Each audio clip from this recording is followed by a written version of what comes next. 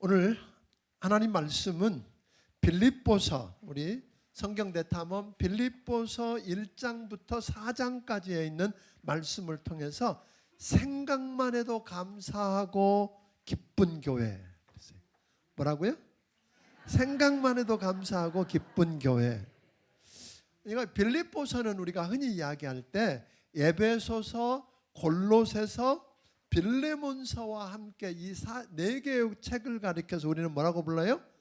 바울의 옥중서신 그래요. 사도 바울이 로마 옥중에서 썼다 그래서 옥중서신이라 그래요. 하나가 더 있는데 디모데후서도 그런데 디모데후서는 사실 우리가 목회서신으로 분류하기 때문에 이렇습니다만 이것을 가리켜서 옥중서신이라 그럽니다.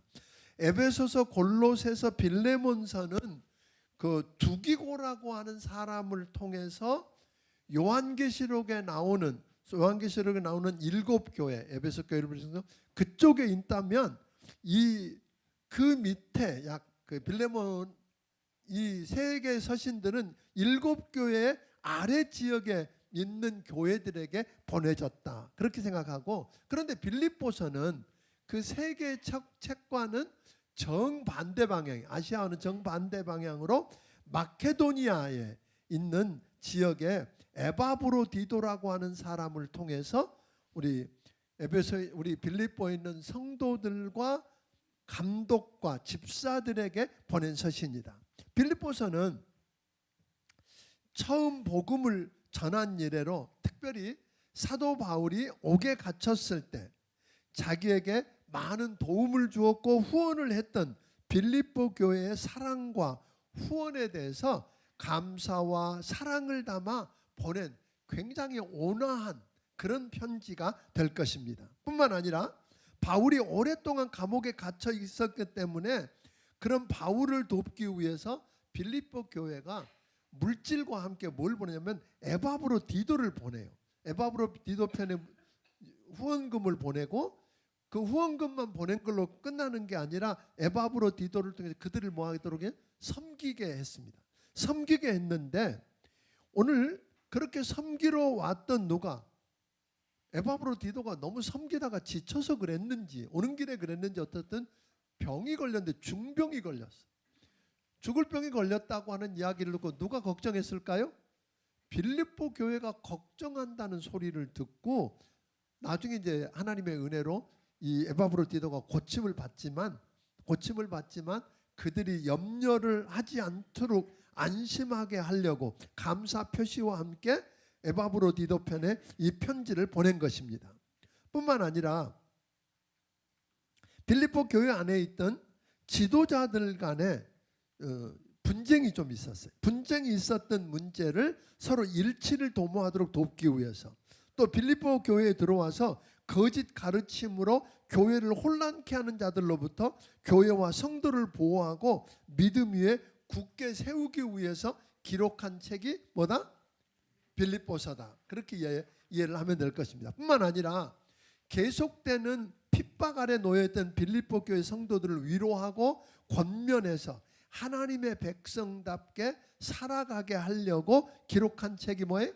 빌립보서다. 그렇다면 이 빌립보라고 하는 도시는 어떤 도시일까요? 그리고 그곳의 교회가 어떻게 세워졌는지 좀 생각해 보면 좋겠습니다. 빌립보라고 하는 도시는 본래 BC 358년경에 여러분이 잘 아는 마케도니아의 알렉산더 대왕, 그럼 잘 알죠? 알렉산더 대왕의 아버지 필립 2세에 의해서 이 빌립보라고 하는 도시가 건설돼요. 그리고 그 아버지, 그러니까 빌립의 이름을 따서 명명된 도시가 빌립보예요. 그런데 BC 168년이 되면 로마 영이 되죠.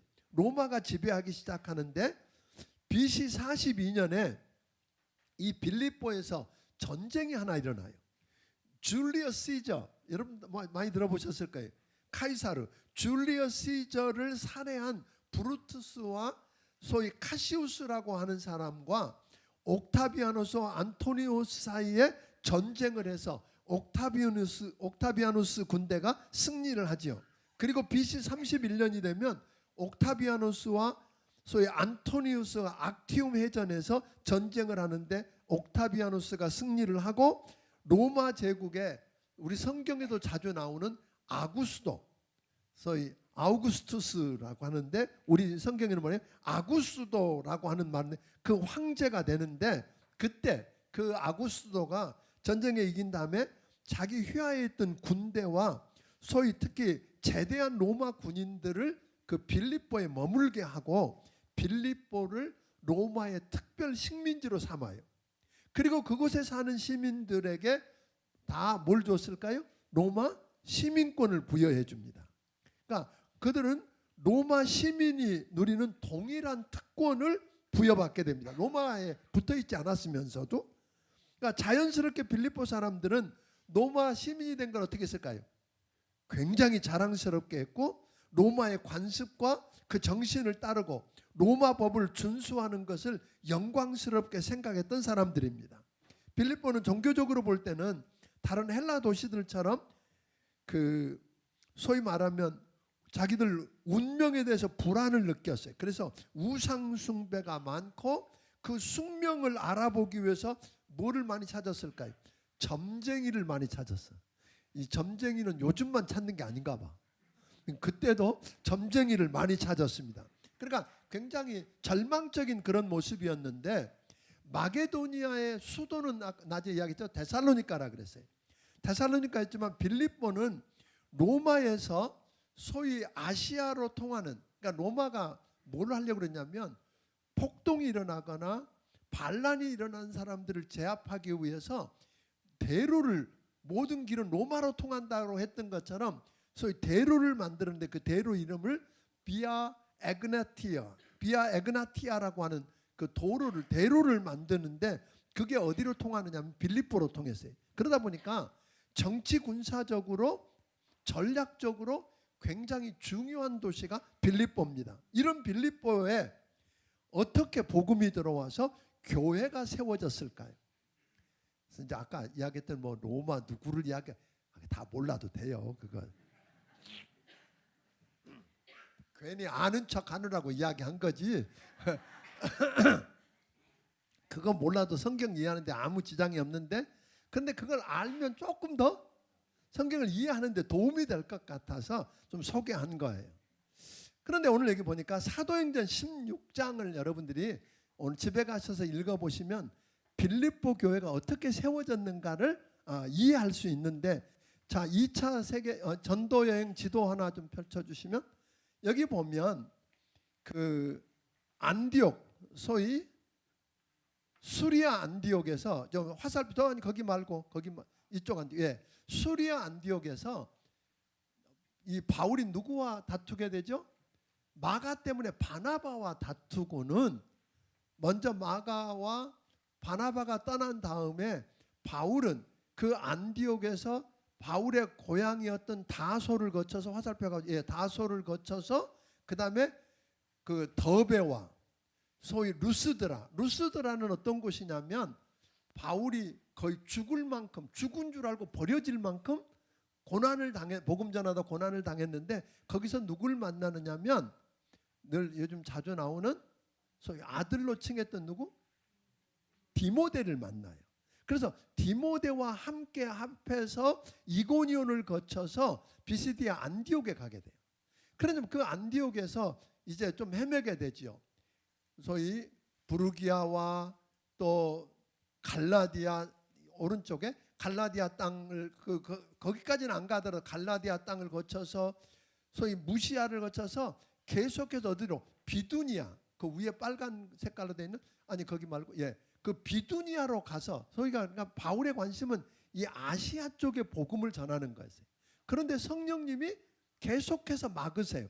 그래서 그가 결국은 밀려서 무시아에 드로아까지 오게 돼요.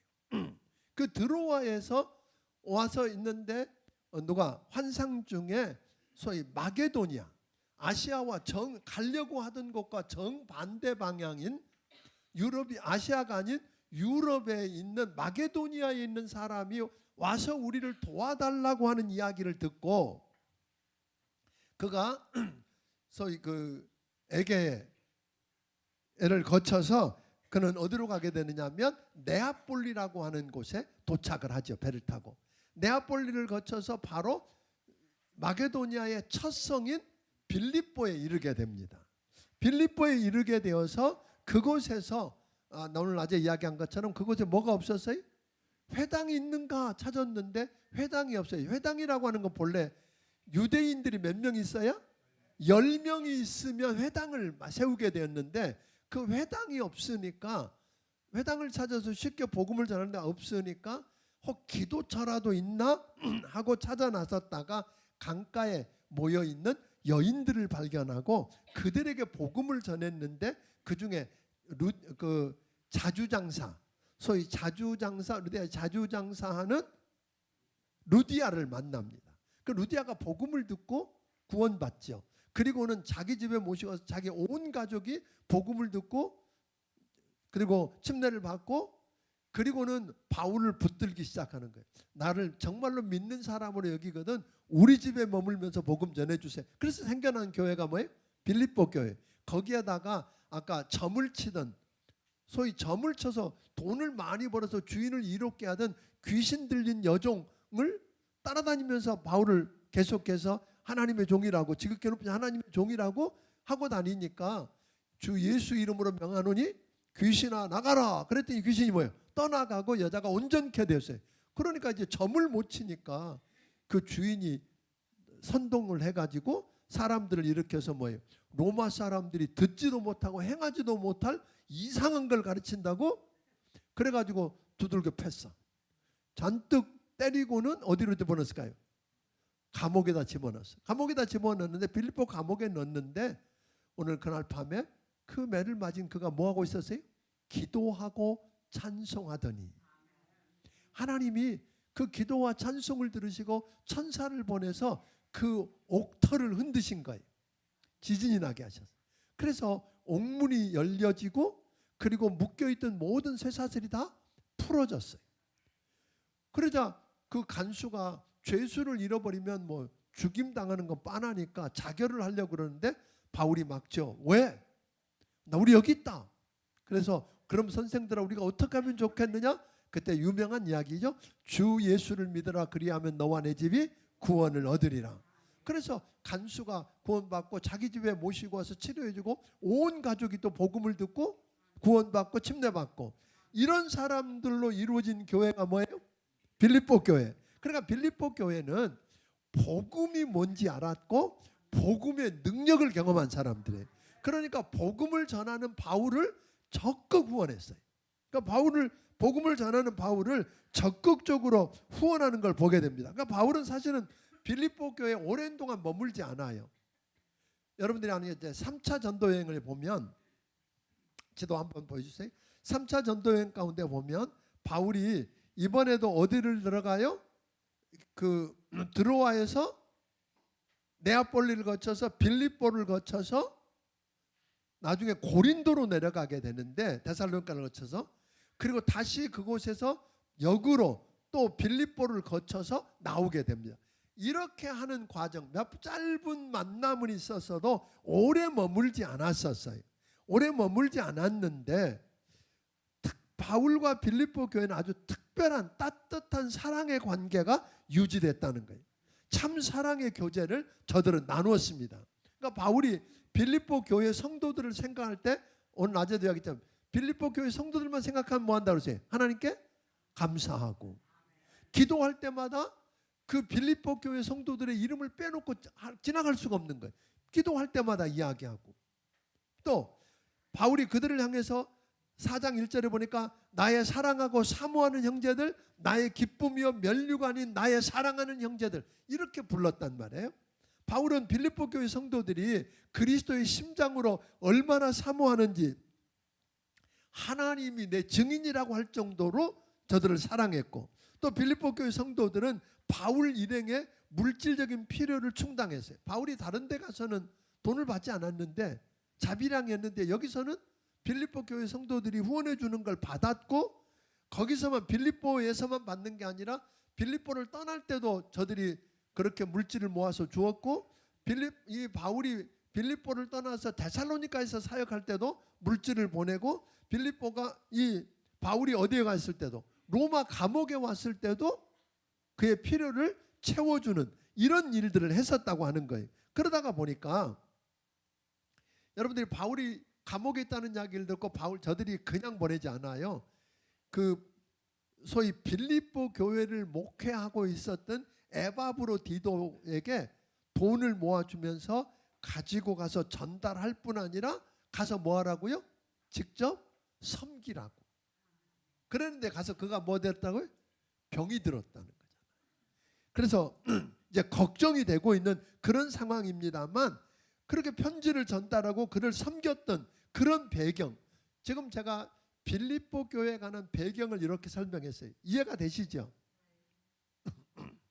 자, 이런 배경을 안고 1장으로 들어갑니다. 1장은 오늘 낮에 했죠? 네, 그래서 2장으로 갑니다. 빌립보 교회 성도들이 도저히 기뻐할 수 없고 감사할 수 없는 상황임을 다 알면서도 복음에 합당한 삶을 살라 그렇게 이야기했거든요. 그러니까 저들은 도저히 감사할 수도 없고 기뻐할 수도 없는 상황 속에서 뭐 했어요? 그런 장애물들을 뛰어넘어서 감사하고 기뻐하면서 오늘 복음에 합당한 삶을 살라고 이야기했는데, 소위 저들은 뭐라냐면 로마 시민권을 갖고 있는 걸 자랑했었어요. 그러니까 로마 시민으로 지키고 해야 할 일을 기쁨으로 감당한 것처럼 복음을 듣고 구원받은 하늘나라 시민인 너희도 어떻게 해요? 빌립보 교회 성도는 어떻게 살아야 된다고요? 그 하늘나라 시민처럼 살아야 된다. 그리스도인으로서 복음에 합당한 삶을 살아야 한다. 모든 그리스도인들은 그럼에도 불구하고 기쁨의 삶을 살아야 하고 또 살 수 있다고 바울은 이야기합니다. 그러면 어떻게 해야 복음에 합당한 삶을 살 수 있을까요? 어떻게 하면 그럼에도 불구하고 감사하며 기쁨에 넘치는 삶을 살 수 있을까요? 바울은 어떻게 하면 그리스도와, 그러니까 그러려고 하면 바울은 뭐라고 말하냐면 예수 그리스도와 자신을 빌립보 교회 성도들이 닮았으면 좋겠다. 그러니까 우리가 가장 보는 게 뭐예요? 예수 닮는 게 우리 목표잖아요. 그렇죠? 그런데 당연한데 바울은 누굴 닮으라 그래요? 나 닮아라 그래요. 고린도후서 여러분들이 11장 고린도전서 11장에 뭐라 그러죠? 바울이 이렇게 전제를 해요. 내가 그리스도를 본받은 것 같이 너희는 나를 본받아라. 이렇게 말할 수 있으면 얼마나 좋을까요? 모든 목사뿐 아니라 우리 모든 성도가 이래야 되잖아요. 내가 누구를 닮은 것처럼? 예수 닮은 것처럼. 부모님 여러분들이 자식들을 붙들고 내가 예수 닮은 것처럼 너 나 닮아라. 나처럼 돼. 이렇게 말하시면 얼마나 좋을까요?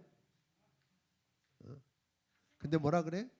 너 임마 나처럼 되면 안 돼 임마. 나처럼 살면 안 되잖아. 이러면 안 되잖아요. 누구처럼 되라? 나처럼 살아. 이렇게 말할 수 있겠느냐는 거예요. 아멘. 자, 그래서 바울은 5절에 너희 안에 이 마음을 품으라. 곧 누구의 마음? 그리스도 예수의 마음이니. 그렇게 이야기했고 17절에 보면 형제들아 너희는 함께 나를 본받으라. 또 우리도 본을 삼은 것 같이 행하는 자를 보이라. 이렇게 이야기하거든요. 그러니까 사도 바울은 먼저 2장 1절부터 4절을 통해서 빌립보 교회가 안고 있는 문제가 뭔지를 암시해요. 그럼에도 불구하고 기쁨이 넘치는 삶이요 복음에 합당한 삶을 살려고 하면 기쁨을 함께 나눌 수 있는 교제의 대상이 있었으면 좋겠다. 그러니까 여러분 교회 다니면서 혼자 신앙생활 잘하기가 쉽지 않아요. 독불장군 없어요. 그러니까 목장에 참여하라는 이유도 혼자 신앙생활이 잘 안 되기 때문에 그래요. 목장에 가서 삶을 나눌 수 있는 사람이 반드시 있어요. 그러니까 기쁨과 슬픔을 함께 나누며 교제할 대상이 있어야만 그럼에도 불구하고의 삶을 사는데 도움이 된다. 그렇게 이야기하고 있는 거예요.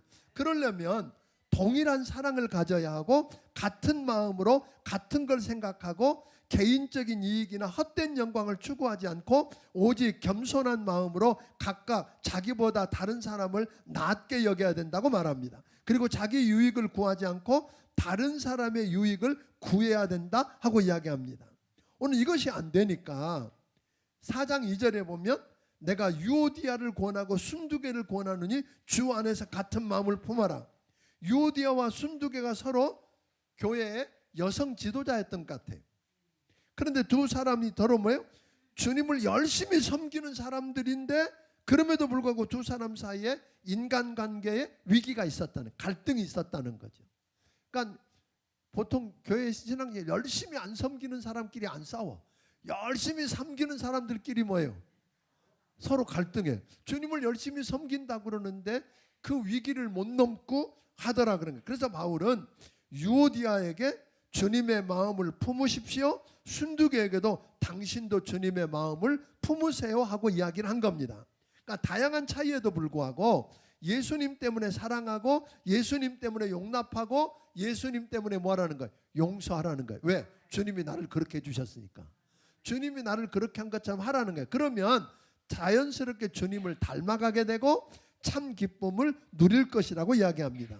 또 주님께서 보이셨던 눈으로 세상을 귀하게 보라는 거예요. 주님께서 보셨던 것처럼 우리 주변에 있는 사람, 저 사람은 이사도 안 가나,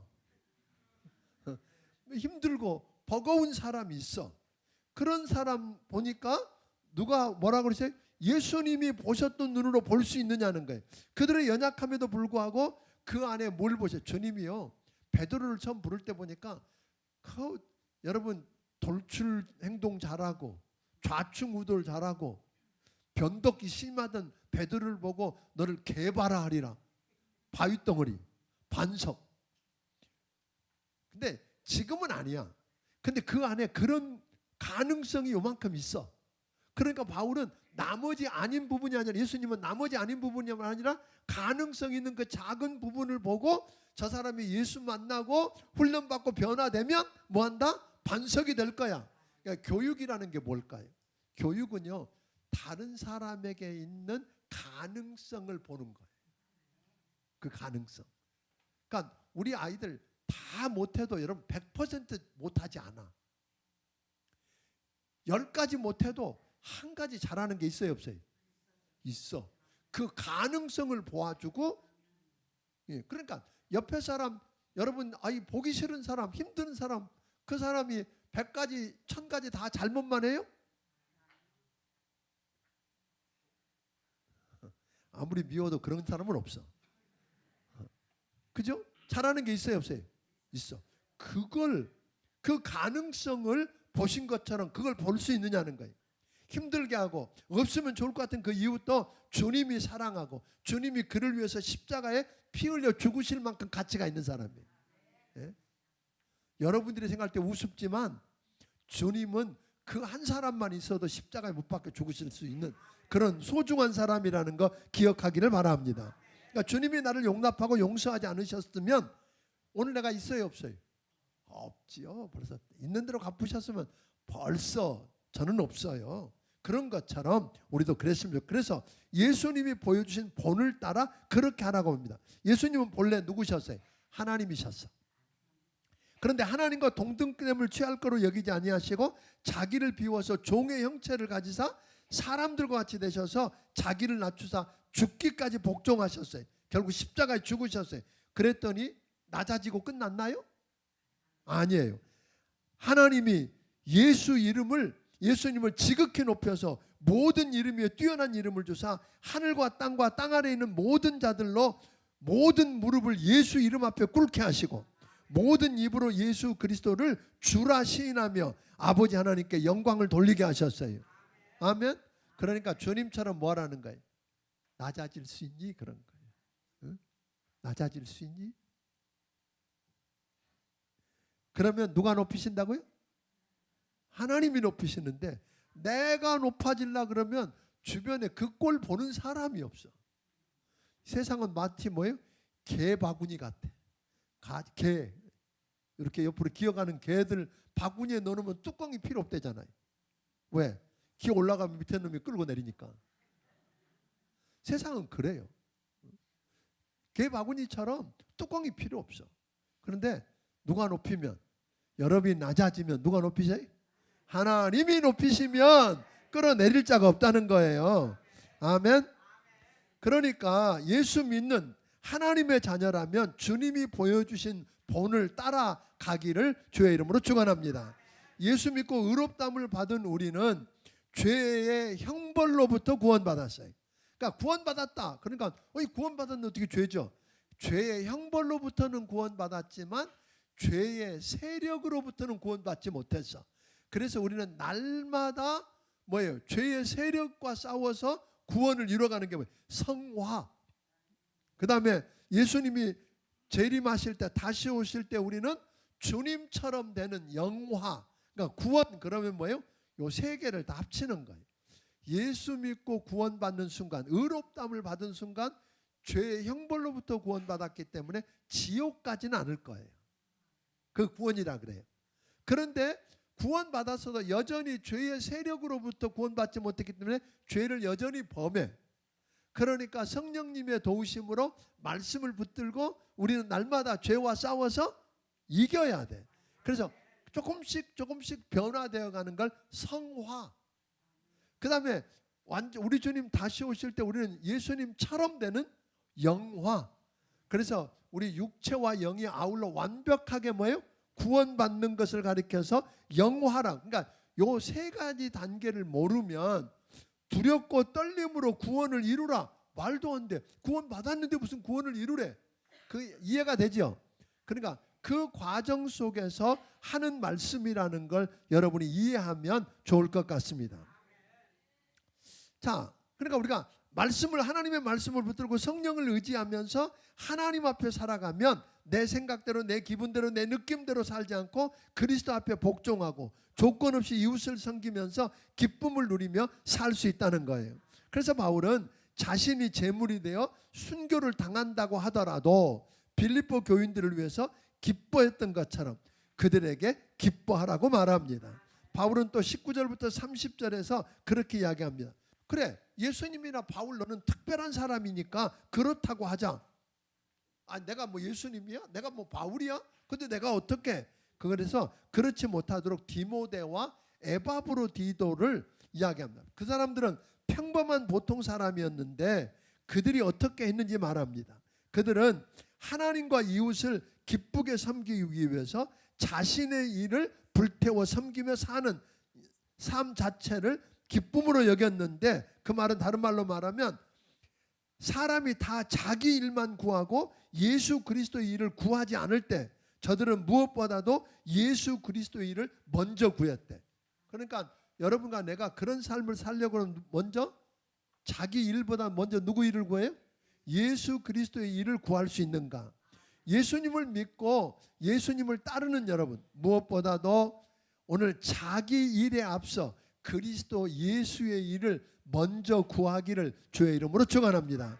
그래서 주님은 말씀하셨어요. 너희가 먼저 그 나라와 그 일을 구하라. 그리하면 누가 이루신다 그러지? 내가 내 모든 것을 이루신다고 하셨단 말이에요. 예, 그러니까 주의 일을 먼저 구하는 게 손해 아니다 하는 거지요. 에바브로디도는 주님의 일을 위해서는 자기 목숨을 돌아보지 않았다 그랬어요. 그러니까 주님의 사람 바울을 섬기는 일을 위해서 헌신했다고 이야기했고, 디모데는 자식이 아비에게 함과 같이 오늘 복음을 위해서 수고했다고 이야기했고, 저들은 이웃을 섬기는 일이 그리스도의 일임을 알고 죽게 하듯 했대요. 그러니까 여러분, 이웃 섬기는 일을 누구의 일로? 그리스도의 일로 알고. 아멘. 오늘 에바브로디도가 주의 종 바울을 섬기는 걸 누구의 일로 알았어요?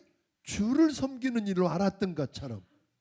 그래서 바울은 말합니다. 에바브로디도는 나의 형제요, 함께 수고하고 함께 군사된 자요, 함께 너희 사자요, 나의 쓸 것을 돕는 자다.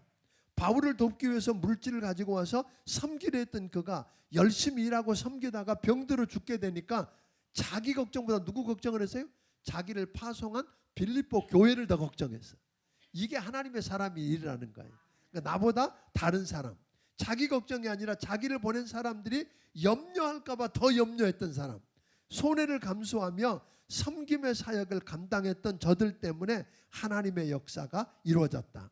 자기밖에 모르는 사람이 아니라 내가 힘들지만, 여러분 한번 생각해 보세요. 내가 힘들어. 그렇지만 내가 조금 일찍 왔으니까 밖에다, 주차장이 좁으니까 밖에다 주차하고, 또는 안에 들어오더라도 저 앞자리 깊은 데다가 불편한 자리에 주차하면 다음에 늦게 온 사람이 편하게 주차하고 기분 좋아하겠지 하고 입가에 미소가 띄어지는 사람.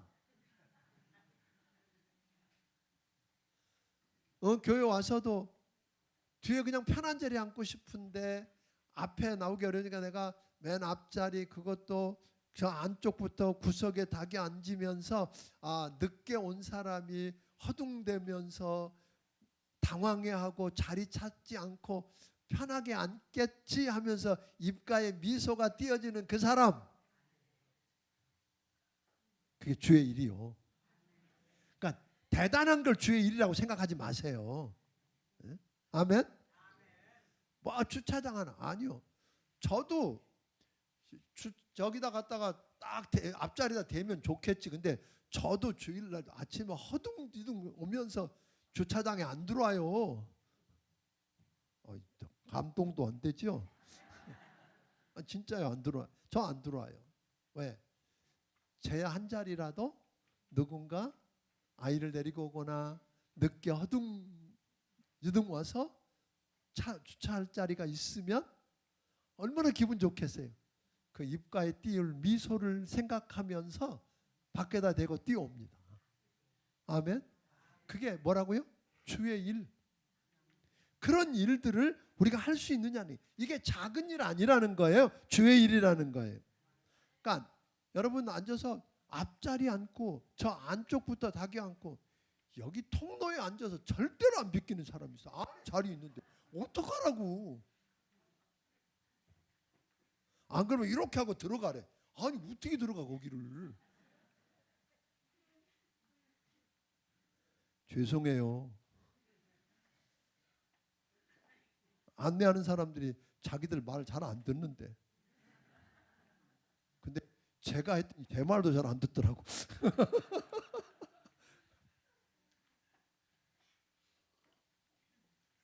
그 일 하나를 무슨 일로 알자? 주의 일. 이게 우리가 그리스도인이 가져야 될 자세란 말이에요.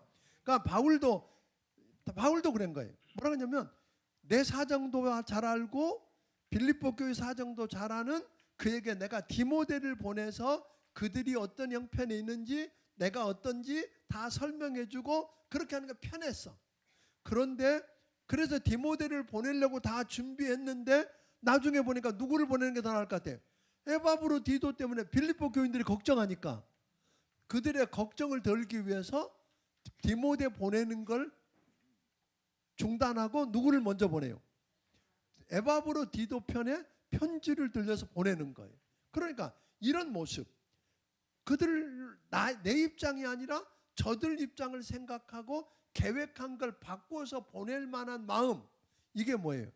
이게 일이요, 주의 일이요. 그러니까 무슨 뭐 큰 일만 해야 주의 일로 착각하지 말자 이 말이에요. 3장. 바울은 율법을 지킴으로 인간적인 노력을 통해서 하나님을 기쁘시게 할 수 있고 행복한 삶을 살 수 있다고 율법의 길을 가르치고 따르는 자들을 향해서 경고합니다. 그 율법주의자들을, 그러니까 바울이 그랬거든요. 잘못한 사람들에게 나중에 사장에 보면 관용을 베풀라. 관용. 범죄한 자들에게 뭐예요? 관용이라고 하는 말은 뭐냐면 이게 덮다라는 뜻이 있어. 다 덮어주고 품고 그러고 하라 그러는데, 바울은 뭐예요? 그 율법주의자들을 그때 개라고 그래. 행악을 행하는 자들이래. 손할례당이래. 왜 이렇게 심한 말을 할까요?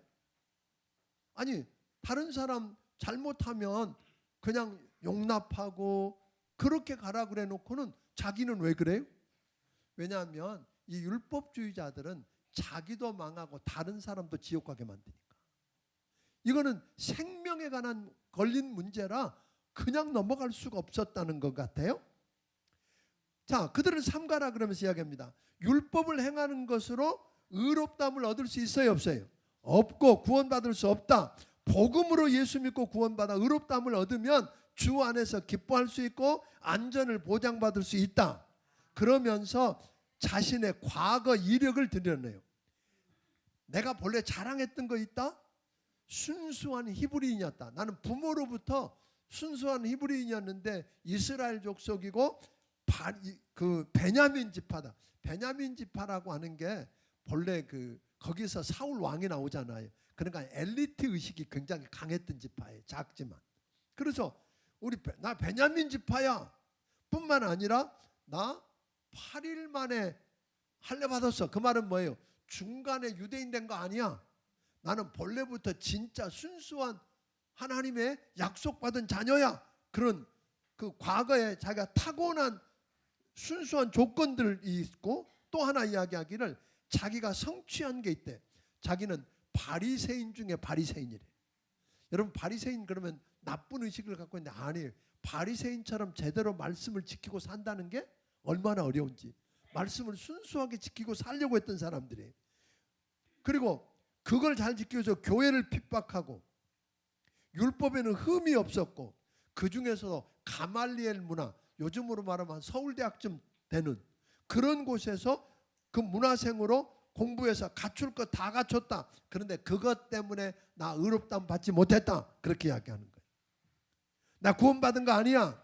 다메섹 도상에서 나를 만나주시고 구원해 주신 예수 그리스도 때문에 구원받았어. 그래서 내 안에 참 기쁨이 있다. 그래서 나는 과거에 내가 자랑하던 것, 내가 유익하다고 했던 것들을 다 해로 여기고 배설물로 여기는 것은 예수 그리스도라는 지식이 가장 고상하고 그리스도를 얻고 그 안에서 내가 발견되기 위해서다라고 이야기합니다.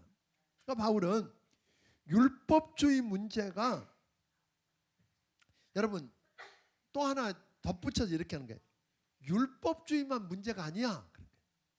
율법을 지키면 의롭다함을 받고 구원받는 율법주의만 문제가 아니라 반율법주의도 문제야 하고 지금 여기서 경고하고 있는 겁니다. 예수 믿었고 구원받았으니까 율법은 필요 없고 아무렇게나 살아도 나는 구원받고 천국 간다. 그런 사람들도 문제라는 거예요. 율법을 지켜야 하는 사람도 문제지만 율법을 지켜야 구원받는 건 아니고 예수를 믿음으로 구원받지만 구원받은 우리는 복음에 합당한 삶을 뭐 해야 된다? 살아야 한다. 천국 시민권을 가진 자는 시민답게 살아야 한다. 그래서 바울은 나는 아직 잡은 줄로 여기지 않고 오직 한 일, 즉 뒤에 있는 것을 잊어버리고 앞에 있는 것을 잡으려고, 소위 말합니다. 또 과거에 의해서 지배받지 않기 위해서는 과거를 냉정하게 결산할 필요가 있고, 바울은 이 모든 것을 해로 여기고 배설물로 여긴다고 이야기했어요. 전에는 무척 자랑스러웠지만 그래서 집착하고 오늘 생을 바쳤지만 내 신앙 성숙을 위해서 이 모든 것들을 미련 없이 버리려고 한다. 그래서 나는 표대를 향하여 하나님이 위해서 부르신 부름의 상을 위해 쫓아간다. 주님이 원하시는 사람이 되기 위해서 주님 앞에 상 받을 수 있는 자로 서기 위해서 주 안에서 주신 새로운 인생의 목표를 향해 기쁨으로 쫓아가며 전진한다 하고 이야기하는 겁니다. 우리의 시민권이 하늘에 있기 때문에 우리를 구원하신 주님이 거기서 기다리시기 때문에 우리는 낮은 몸을 또 자기의 영광의 몸의 형체와 같이 변화시킬 수 있기 때문에 진보를 위해서 다른 박질 해야 한다고 이야기합니다. 4장 1절 한번 읽어보겠습니다. 4장 1절.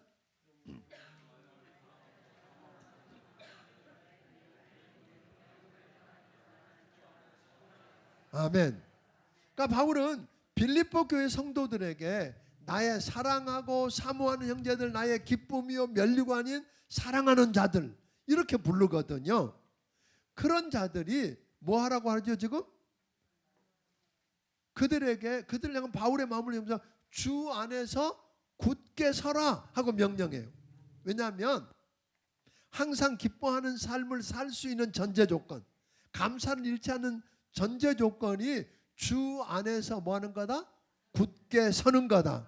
바울은 빌립보 교인들 사이에서도 갈등 때문에 기쁨을 잃어버리고 있음을 저는 알았어요. 그걸 지적해. 2절 아까 이야기했던 것처럼 유오디아와 누구? 순두계.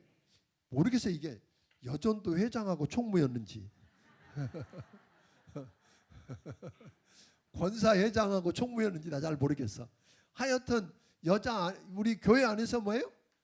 꽤 힘 있는 여자들이었어. 열심히 함께 했던 주의 일 열심히 하는 사람들인데 둘이 서로 뭐예요? 지금 둘 사이가 안 좋아. 갈등하고 있어. 이 문제를 풀기 위해서 바울은 뭐라 그랬어요? 그리스도 예수의 마음을 품으라 그랬어요. 그러니까 여기서는 너희 관용을 모든 사람에게 뭐하라? 알게 하라. 관용을 알게 하라. 관용이란 말이 뭐라 그랬죠? 무엇 위에다 덮는다 그런 뜻이에요. 그러니까 남의 허물과 약점을 뭐한다? 덮는다. 허물을 듣고 용서한다 그런 뜻이에요. 뿐만 아니라 그 사람의 필요를 채워주어서 온전히 서게 해준다 그런 뜻이에요. 그러니까 또 하나 우리 삶 가운데서 염려가 기쁨을 빼앗아간다 그랬어요. 서로 갈등이 기쁨을 빼앗아가기도 하지만 뭐도 빼앗아간다고요? 염려 없는 분 계세요? 염려라는 말은 마음을 둘로 나눈다 그런 뜻이에요. 이럴까 저럴까 갈까 말까 줄까 말까 먹을까 말까 뭐 이런 게 그게 뭐예요? 그게 염려예요. 염려. 그러니까 우리는 그런 갈등이 마음이 나누어지면 갈등할 수밖에 없는 거예요. 그러니까 염려가 기쁨을 나누기 때문에 기쁨을 이 덫에 이 장애물에 걸려 넘어지지 않으려면 어떻게 해야 된다? 아무것도 염려하지 말고 오직 모든 일에 기도와 간구로 너희 구할 것을 뭐하라? 감사함으로 하나님께 아뢰라. 문제를 묵상하면 문제가 커지는 거 아시죠? 문제를 계속 묵상해 보세요. 그러면 문제가 점점 커져요. 그런데 문제를 나눠두고 하나님을 묵상하면 누가 커져요? 하나님은 커지고 그러면 그 크신 하나님 앞에 해결 못할 문제가 없어요. 그러니까 그 하나님이 나와 함께 하셔서 그분의 평안이 내 마음을 지켜주시면 우리는 뭐 할 수 있어요? 걱정할 거 없다 이 말이에요. 안심이라는 거예요. 아멘.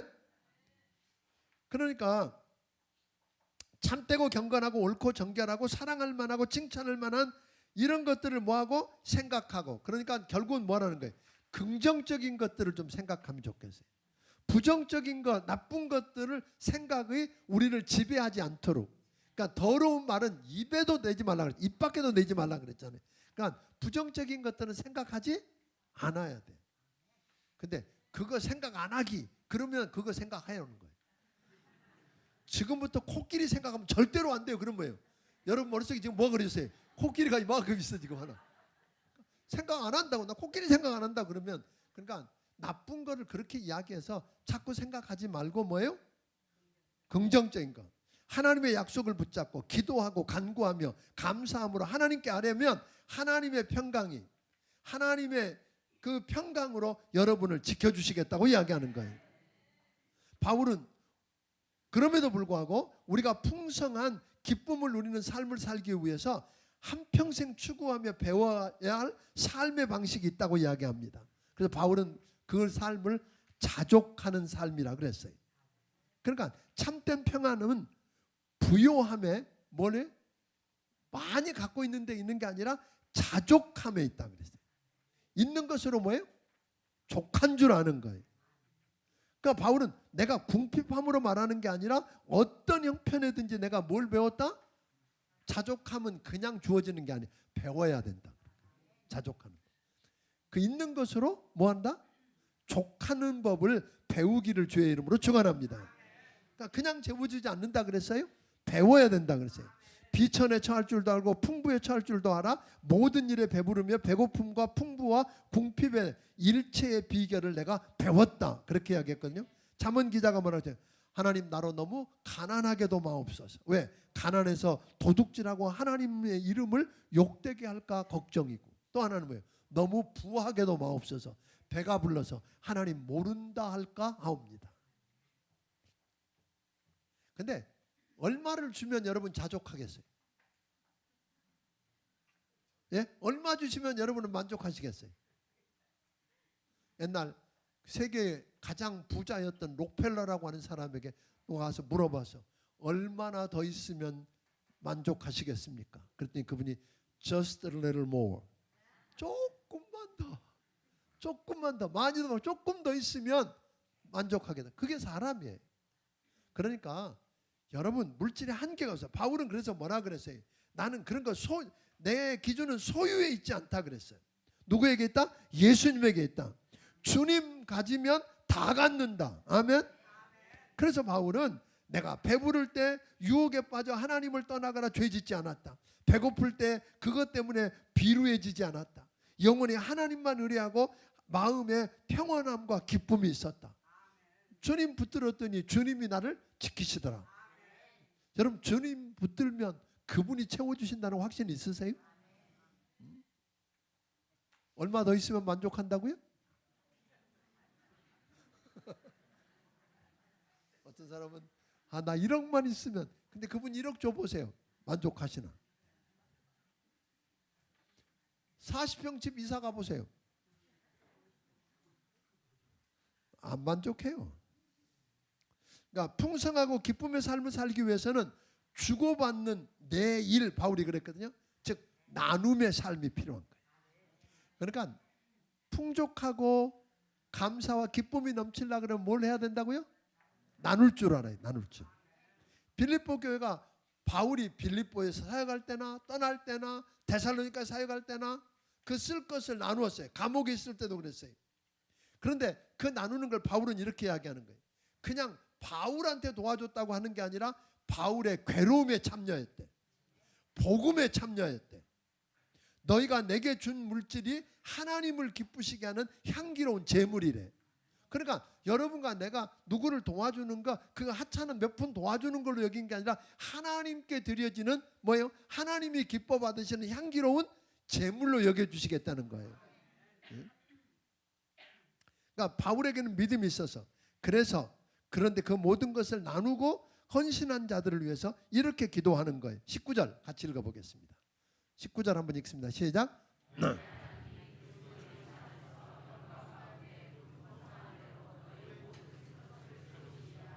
여기 그렇게 나누며 살았던 자들이 가난해지는 게 아니라 뭐 한다고요?